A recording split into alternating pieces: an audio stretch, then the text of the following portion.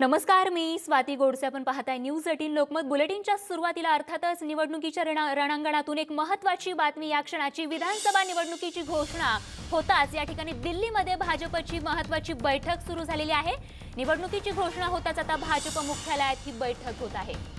गृहमंत्री अमित शहा यांनी ही बैठक बोलावली असून वित्त मंत्री निर्मला सीतारामन त्यासोबतच कार्यकारी अध्यक्ष जे.पी. नड्डा देखील या बैठकीला उपस्थित राहणार असल्याची या घडीची महत्त्वाची माहिती कळतेय. निवडणुकांच्या तारखा जाहीर होताच अशा पद्धतीने आता भाजपने एक महत्त्वाची बैठक बोलावलेली आहे. नेमकं बैठकीचं औचित्य काय, अधिक तपशील जाणून घेणार आहोत. प्रशांत लीला रामदास आमचे दिल्लीचे प्रतिनिधी आपल्या सोबत आहेत. प्रशांत, काय अपडेट?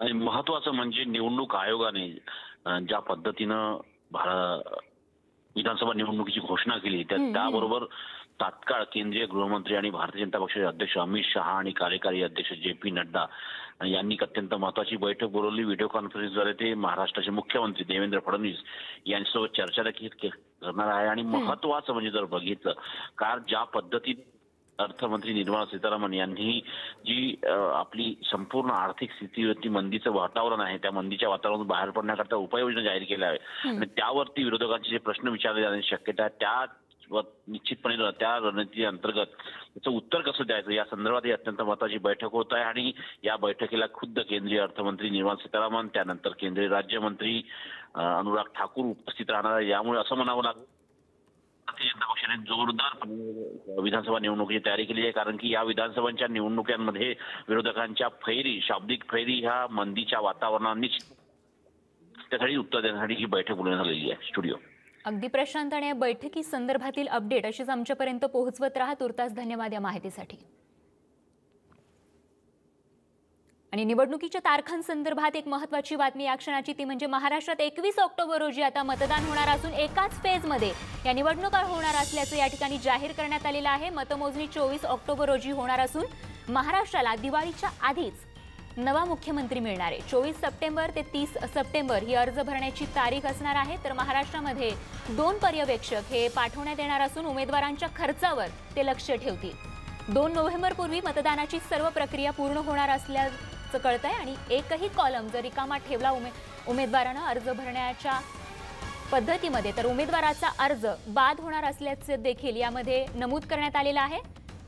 तर महाराष्ट्रात 8.94 कोटी मतदार आपला मतदानाचा हक्क बजावतील. महाराष्ट्रातील नक्षलग्रस्त गोंदिया आणि गडचिरोली जिल्ह्यासाठी केंद्रीय निवडणूक आयोग विशेष व्यवस्था देखील करणार आहे. तसंच प्लास्टिक मुक्त प्रचार साहित्य वापरण्याच्या सूचना देखील निवडणूक आयोगानं दिलेल्या आहेत. तर महाराष्ट्रात अखेर आता निवडणुकीची तारीख जाहीर झाली असून 21 ऑक्टोबरला मतदान होणार आहे.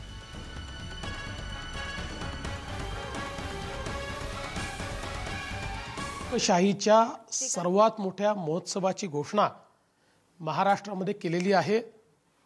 मी निवडणूक आयोगाचे मनपूर्वक आभार मानतो आणि या घोषणेचे स्वागत देखील करतो. लोकशाहीमध्ये निवडणुकांचं एक मोठं महत्त्व आहे कारण तो लोकशाहीचा आत्मा आहे. जनतेला आपलं सरकार निवडून देण्याचा अधिकार हा लोकशाहीने दिला आहे. आपण आपल्या सरकारकडनं अनेक अपेक्षा करतो, एखाद्या निर्णयावर टीकाही करतो, पण अपेक्षा करण्याचा किंवा टीका करण्याचा अधिकार जरी सगळ्यांना असला तरी नैतिक अधिकार मात्र त्यांना आहे की जे मतदानाकरता जातात. आणि म्हणून माझी सर्वांना विनंती आहे की प्रत्येकाने मतदानाला जावं, मोठ्या प्रमाणात मतदान या ठिकाणी करावं आणि या लोकशाहीच्या महोत्सवाचा भाग व्हावं.